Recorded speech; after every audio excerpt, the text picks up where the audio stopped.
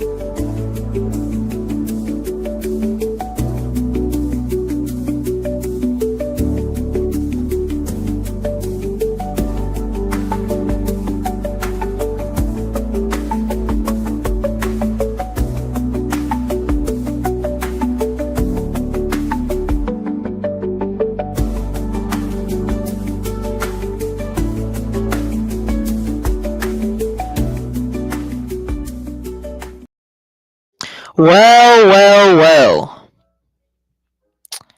What is up, guys?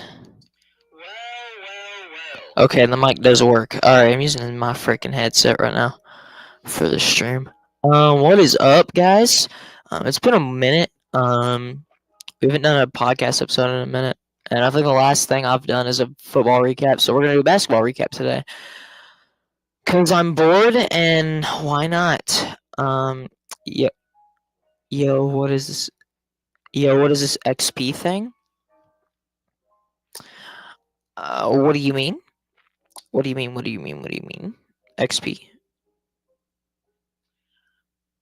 What do you mean?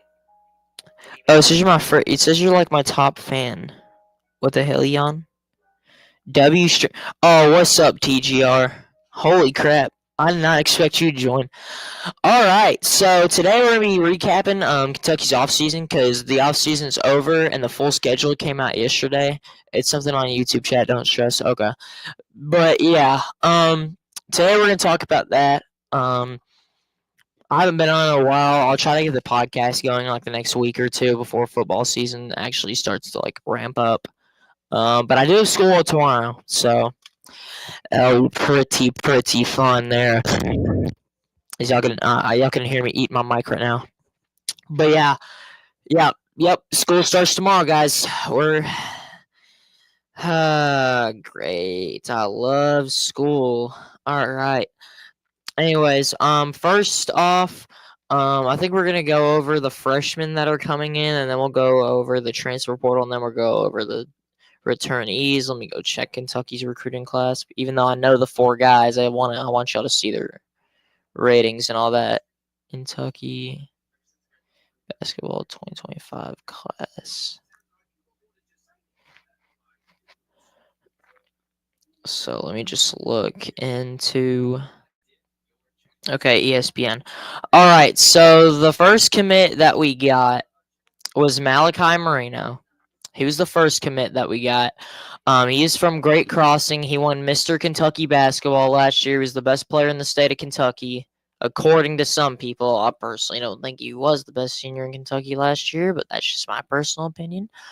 But people think he's the best. People think he was one of the best players in Kentucky last year, which he was, and I think he's gonna be a really good depth piece for Kentucky because with the amount of depth that we have at center, if there's any injuries that are gonna happen, he's gonna be a solid piece to replace that injury.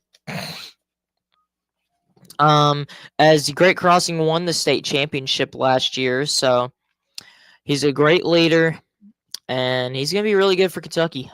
He's one of I'm pretty sure he's about 6'10", 6'11", right now, and he's been surprising the Kentucky coaches at practice lately. So that is really, really good. And then now we have Jasper Johnson, hometown hero. He went to Overtime Elite this year, 6'6". Malachi Marino, I don't know if I might have said 6'6" on Malachi Marino. No, he's 6'10". All right. Jasper Johnson, hometown hero. He went to Overtime Elite this year. I'm pretty sure he was playing at a Christian academy. At a Christian academy before he went to Overtime Elite. He's 6'4". He's really shifty. He reminds me of a lot about Rob Dillingham, but he's a way better version. People aren't as high on Jasper Johnson as I am because we do have all these transfer guards coming in, but I do think if Jasper Johnson plays his cards right, he will be a lottery pick in the next draft. So that'll be really fun to see if he can do that. He was really good at RWE last year. His shots taken RWE were questionable, but he averaged he averaged pretty good numbers at RWE and overtime elite, so he's gonna be pretty good. Next guy that we got was Andrea Jelovic. He's one of the European guys that are coming into college basketball. He's one of the best Europeans. I think he's going to be a great backup four. And he will be in that rotation last year, or he will be in the rotation this year. As a 21-year-old freshman, he's going to be really good for Kentucky. He's going to be backing up Mohamed Diabate or Jaden Quaintance. It depends on what they want to do with that starting five, which I'll talk to y'all about that in a second. As obviously, I didn't say where Jasper Johnson should be. He's probably going to be backing up Jalen Lowe, but we'll talk about that in a second. But Braden Hawthorne, he's another guy from Huntington Prep. He's going to be another depth guy. I will say, though, he has a ton of NBA upside. And if we can develop him right this year, he's going to be a great piece for us next year. People don't understand. So Kentucky is a really good recruiting class. It's mostly – they're all 4 stars, and Andrei Jelovic never had a good rating because, I mean, he's a European guy. He's not in the United States. But all those guys right there, Malachi Marino and Braden Hawthorne will be great depth pieces. Jasper Johnson and Andrei Jelovic will be good first-year guys for Kentucky, as I think both of them could get drafted next year. And maybe Jasper gets in the lottery if he plays his cards right, that is. So, really good Kentucky recruiting class there. We go to the transfer portal. Kentucky, I'm pretty sure they landed 5 transfers. They have 6 transfers. So, I'll go ahead and go over our first commitment, as I'm pretty sure this was the right order. Cam Williams, the guy from Tulane, he committed on the day that we played Tennessee in the Sweet 16. He's a really good 3-and-D guy. He's very undersized, but he'll be a great 3 to 4 guy for us next year, as he will probably be backing up Otega Owe or backing up whoever plays at that 4 spot, whether it's Quains, Muhammad, or whoever. He's going to be a great 3-and-D guy. He's strictly going to be coming off the bench for shooting, and it's going to be really nice to see what he can do. Next up, we have our first starter that I've mentioned that I think that we're going to have is Jalen Lowe. He averaged 17 points per game at Pittsburgh last year on very bad efficiency, but here's what I think is going to happen, because this happened with Lamont Butler too. Lamont Butler's efficiency at San Diego State was really bad, and he upgraded that to like 50% from the field and like 40% from 3. His senior year at Kentucky. So I think Jalen Lowe is going to do the same thing. And I think Jalen Lowe is the key for Kentucky this year if they want to go on a run. Jalen Lowe, I mean, the Pittsburgh was pretty bad last year, so he pretty much had to take like 20 shots a game to even try and get Pittsburgh into the games, in which Pittsburgh was a good team in non-conference play. Once they hit ACC play, they started to fall off. So I like Jalen Lowe a lot. I think he's going to be really good in Mark Pope's system, because Mark Pope has a really good offensive system. I think we all realized that last year. And I think towards the end of the season, their defense started to lock up a little bit more. So we'll see what happens there. Next up, we have our 5-star transfer, Jaden Quaintance. He was originally committed to Kentucky, but then John Calipari left, and so he went to commit to Arizona State. And Jaden Quaintance is going to be one of the best shot blockers in college basketball. Right now, he's a projected top 5 NBA pick in next year's draft, as he was like 17 years old playing college basketball last year because he reclassed. So Jaden Quaintance is going to be really good. He's going to be really good. He's going to be really well in Mark Pope's system, because Mark Pope has a good, solidified core of guys that we can put around Jaden Quaintance. Jaden Quaintance was actually our 4th committed transfer. Mohamed Diabate was committed for him, but we'll talk about Mohamed in a second. But Jaden Quaintance, he's gonna be really good. He's probably gonna start for Kentucky next year once he gets back from the ACL tear. He should be cleared for full contact in September. I do not know if he will be back against Louisville, but he should be back by the Michigan State game. So he's gonna be really good. He's gonna be a really good piece for us, and I think he's also one of the keys that we have on our team. Anyways, next up, Mohamed Diabate, the Alabama transfer. He shot 44% from three last year on a very high clip. He's going to shoot a lot more threes at Kentucky because he's going to be forced to shoot a lot more. Alabama didn't want him shooting a lot of threes, but he's probably the best defensive guy that we got from. Actually, no, Jaden Quince is better defensively, but he's the second best defensive guy that we probably have on this roster. He's got a great wingspan, great upside. He can score the basketball.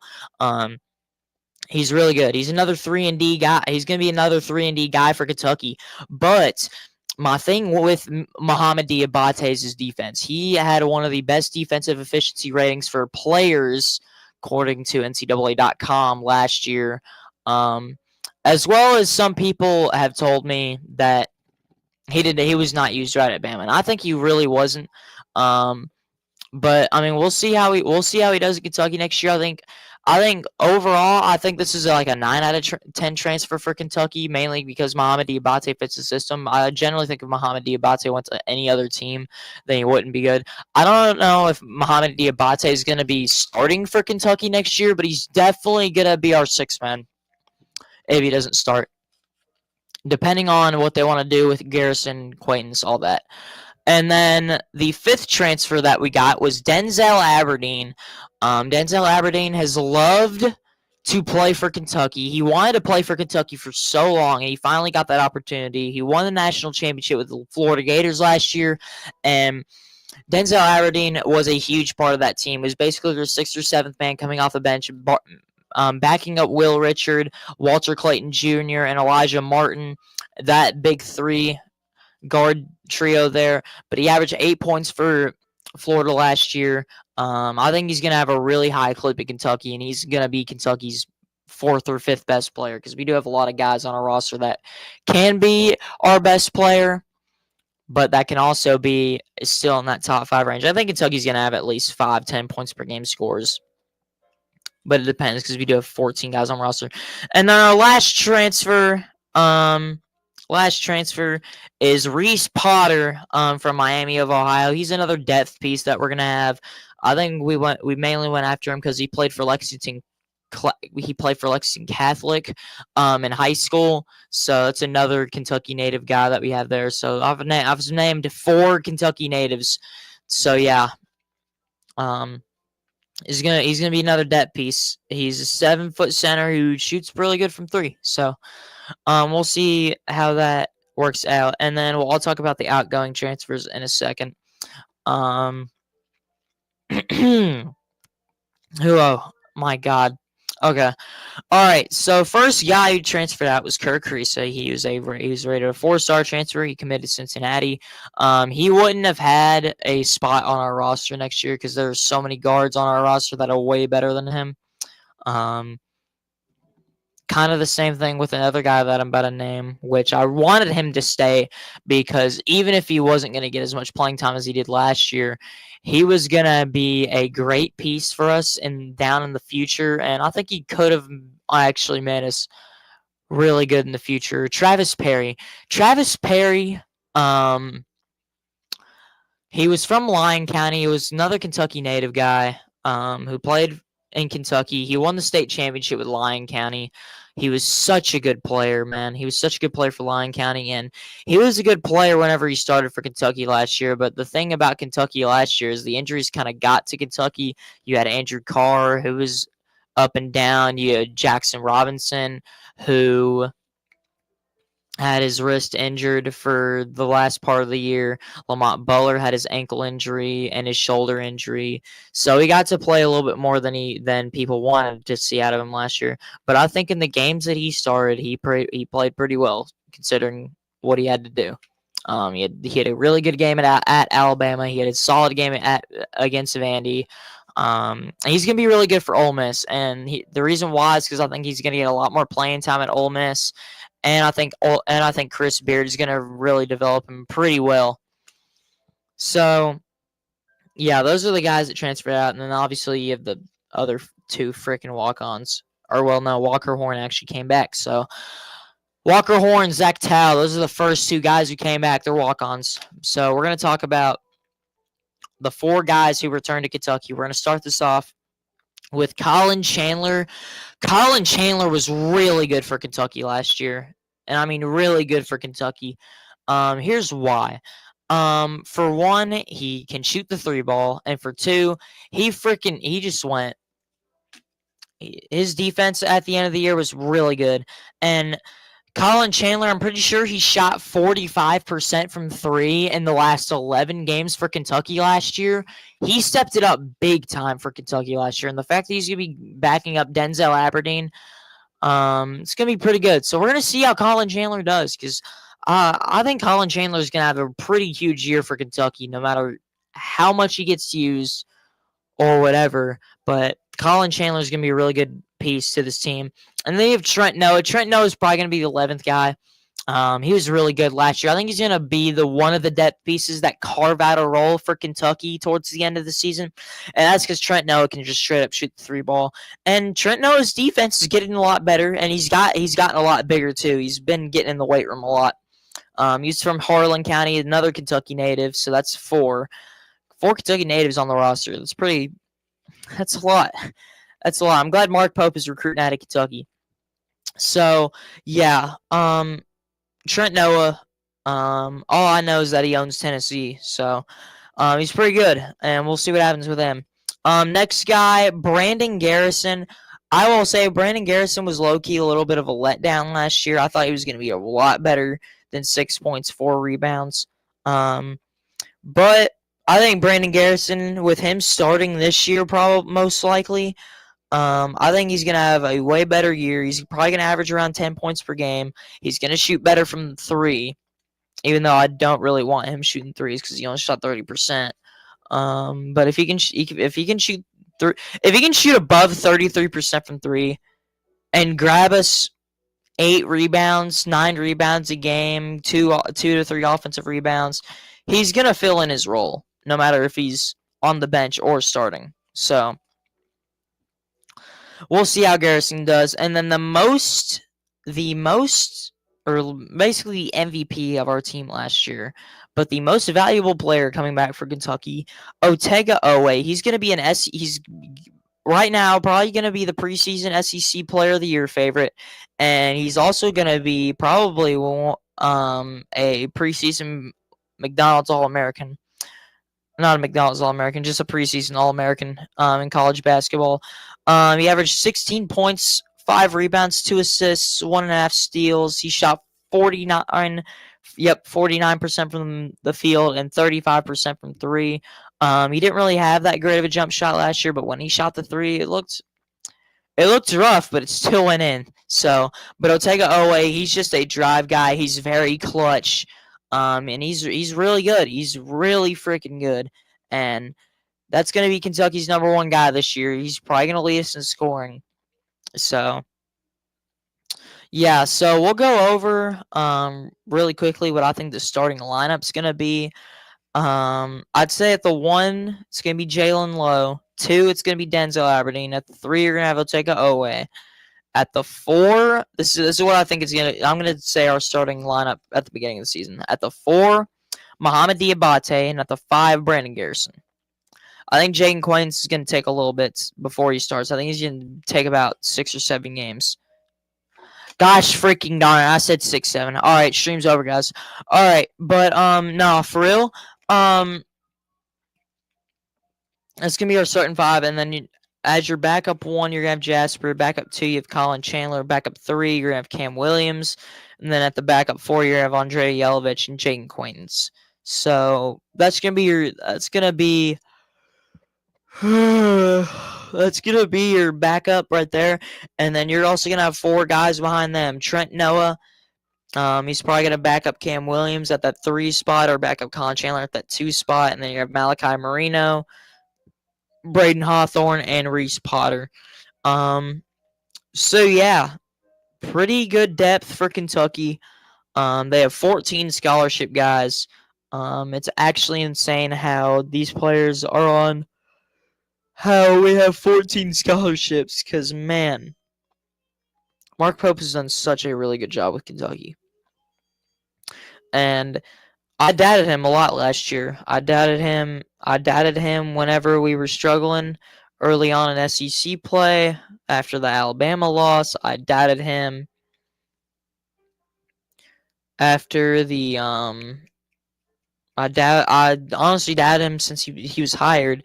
And honestly, I thought some of the guys that we got last year were mid. I didn't think Anthony Almenard was going to be good. I didn't think Amari Williams was going to be as good as he was in the SEC. I also didn't think Kobe Bryant was going to adapt to the SEC.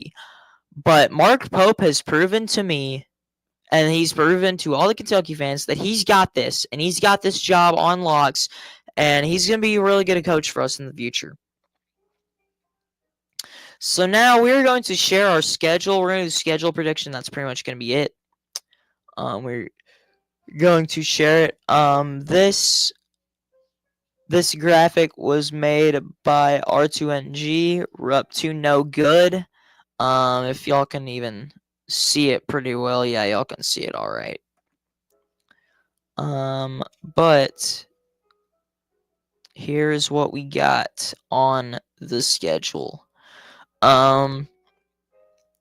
So we'll go over scrimmages, and we'll also go over all the other games, all the other 31 games. Oh my god, I'm tired. And then the exhibitions and the preseason stuff. Preseason stuff, Big Blue Madness. I think I don't even know. I think I'll take it. Oh, he's probably with the dunk contest, but yeah, blue white game. Yada yada yada. All right, we get to play Purdue at Rupp Arena. We get to play Purdue at Rupp Arena for an exhibition game. Like, that's pretty big. That's going to be your preseason number 1 team. And then they're going to be going against Kentucky. It's probably going to be in the preseason top 5 or top 10. So, pretty freaking good. Pretty good for Kentucky. That's going to be a lot of fun. I don't know who's going to win that game, but that's going to be pretty fun. Then you're also going to have Georgetown. Georgetown's a pretty good, not a pretty good. I'd say they're like a mid Big East team, but it'll be a pretty good preseason matchup. First off, we got the multi-team event. So Kentucky does not play on the opening day of college basketball. That is actually insane. Mark Pope did not schedule us to play on the opening day of college basketball. He scheduled us to play on November 4th. The second day of college basketball. So we play Nicholas State. I think that's going to be an easy win. And then we go against Valparaiso. Or Valparas. I can't even freaking pronounce their college. Holy crap. Valparaiso. Okay. Yeah, whatever. I don't freaking know how to pronounce it. But we're going to beat them. And then we go at Louisville. Now, I know what y'all are saying. Oh, we're not going to have a healthy Jaden Quaintance. Oh, this game's on the road. Oh, it's only the second game of the season. You know who sucks more early season? Louisville. I literally watched their early season last year, and they played like crap. Literally. They lost to Tennessee. They got dog-walked by us, pretty much. We led the entire game. So, Louisville's going to be pretty bad. I'm not going to say they're going to be pretty bad. I just don't think they're that good. But I think Kentucky's going to beat Louisville. Start 3-0. And then we're going to beat Eastern Illinois to end off the multi-team event. Then we play Michigan State in the Champions Classic. It's going to be a pretty fun game. I think Kentucky takes their first loss here. I just think there's going to be a game that we shouldn't win that we do lose, and it's going to be against Michigan State. Even though Mark Pope did win his first game in the Champions Classic last year, I think he's going to lose Michigan State after starting off 4-0. But he will bounce back with a win over Loyola, Maryland. So he will start the season 5-1, and then he will beat Tennessee Tech to be 6-1. Then you go into the month of December, and this is back-to-back games in 1 week. I personally think Kentucky could lose one of these games to North Carolina or Gonzaga, but I'm not going to predict it because, for one, I think Kentucky's way better than North Carolina. I think North Carolina is really going to have a down year this year, seeing as they lost most of their roster from last year. I think we're going to beat North Carolina in the ACC SEC Challenge. And then Gonzaga in Nashville, I think we're going to win that game too. I just don't see Kentucky losing both of those games and in a very exciting week of basketball. It's going to be a pretty fun week. It's going to be a pretty fun week. And then we play NC Central that Tuesday or that Monday. I think it's Actually, is it Monday or is it? No, it's Tuesday. Because the Gonzaga game's on Friday. I'm so confused. Yeah, NC Central's on a Tuesday. Because 6, 7. Yep, it's on a Tuesday. So I think we're going to be NC Central. And then we're going to have our first Saturday game against Indiana. Indiana is not going to be that good this year, and I'm happy that we get to play them once again. It's going to be fun. The series is back. We're going to beat Indiana in what will be probably a pretty good game. I think it'll be a lot similar to the Louisville game last year. I think we're going to beat Indiana, and then a week later, we're going to play St. John's. I think St. John's is going to be one of the most overrated preseason teams. But I think Rick Pitino is going to show Mark Pope why they should have stayed out of the challenge. I think St. John's is going to be Kentucky to fall to 6-1, 8-1, 9-1, 10 to fall to 10-2. And then we'll beat Bellarmine to end off non-conference play. So we will go 11-2 in non-conference play. I think last year we also went 11-2 in non-conference play. Yeah, I'm pretty sure we did because we only lost to Clemson and Ohio State. So yeah, we went. Yeah, okay. So we're basically the same as last year, probably. All right, SEC play starts at Alabama for our first game. This is gonna be after 10 days. Both teams are gonna be like very tired, but I hate to say it. I think Kentucky is gonna lose their first SEC opener. We didn't lose our SEC opener last year. We did not lose our SEC opener last year against Florida. So I think we will lose this year to Alabama because it's at Alabama, and Alabama's had our number lately. I'll say that. Alabama has had Kentucky's number locked, stamped, all that jazz. So we're going to lose to Alabama to deprove to 10-3. Then we play Missouri at home on the 6th or 7th. I think we're going to oh my God, bro, I just said it again. I think we're going to beat Missouri. Missouri is going to have a very bad down year this year, and then we're also going to beat Mississippi State. Both teams, I think, are going to have down years this year. I do think Mississippi State will make the tournament, though, but I don't think they're going to be as good as they were last year. And then we have LSU. LSU was pretty bad last year. I don't think they're going to really improve that much. I think we're going to beat LSU on the road. And then at Tennessee, we would be 14-3 at this point. I just don't think Tennessee's going to have our number this year either. I think Kentucky's way better than Tennessee, and I don't think Nate immense all that, and I don't think Tennessee's roster even equivalates to Kentucky. I think the only teams that equivalates to Kentucky's roster on the schedule is St. John's, Louisville, Auburn, Florida, Alabama, and Arkansas. But so I think we're going to beat Tennessee to start off SEC play at 4-1. Then we play Texas at home on a Tuesday or Wednesday. I think we're going to beat Texas. I don't think Texas is going to be that good this year. I just generally don't. I don't like Texas. I don't like how they did this offseason. So I think we're going to beat them to be 5-1. And then we're going to lose our first home game of the year to Ole Miss. Ole Miss had our number last year. They absolutely put BTA on us. And I think they're going to do it again. I think they really recovered. This is going to be the Travis Perry revenge game. Which last time we played Ole Miss, Mark Pope freaking broke some chairs and broke some clipboards in the locker room. I think it's going to be a lot like how it is going to be that Saturday. I think Kentucky's going to have a letdown game against Ole Miss as they will go down to 15-4. Then they go at Vandy.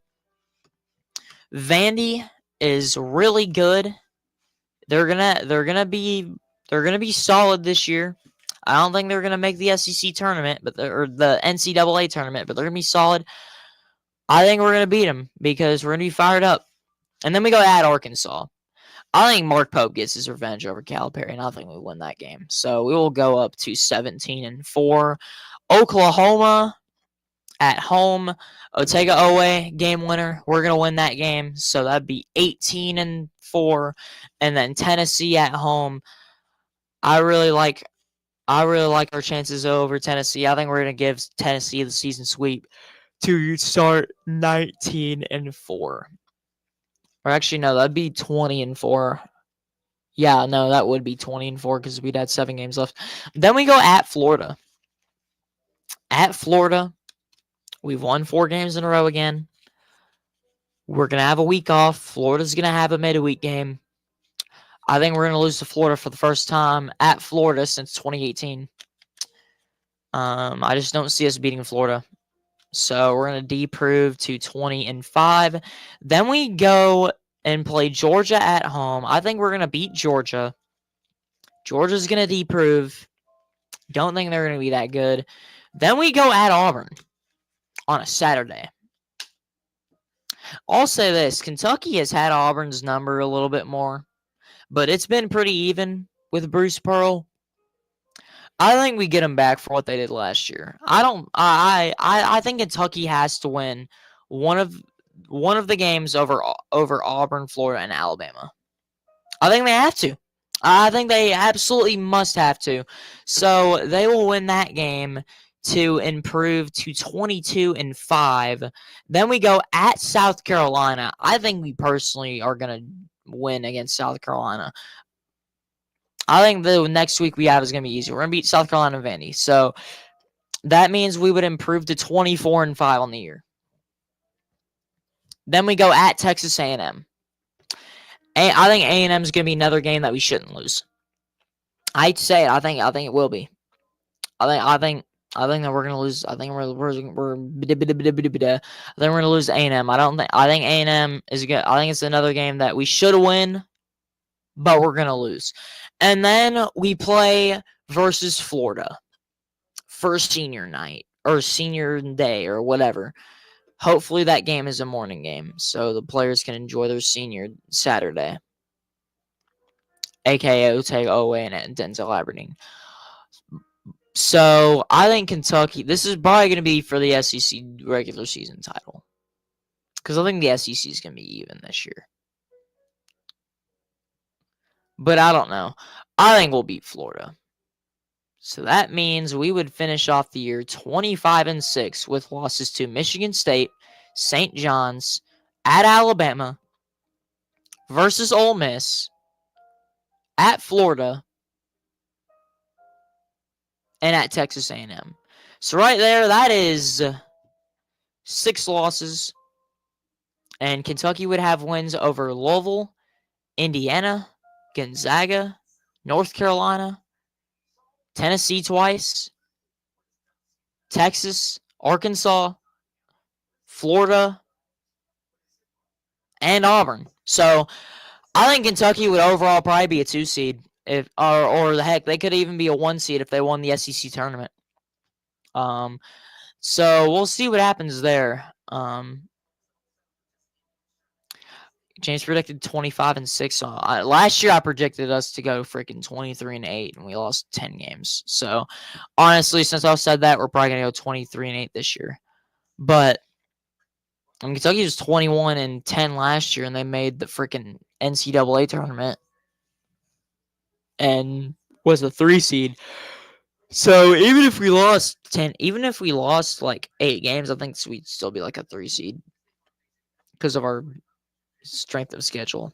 But yeah, I'm really excited for Kentucky this year. I think this is a year that they can go out and prove some people wrong, maybe make a Final Four, maybe win a Natty, who knows. But that'll pretty much do it for my off-season recap. I hope y'all enjoyed. I will come back to this after the season's over and realize probably how dumb I am, but at the end of the day, it's okay. So, yeah. But yeah, anyways, I will see y'all later. Try to get the NSC podcast back in a little bit. But yeah, see you guys. Peace.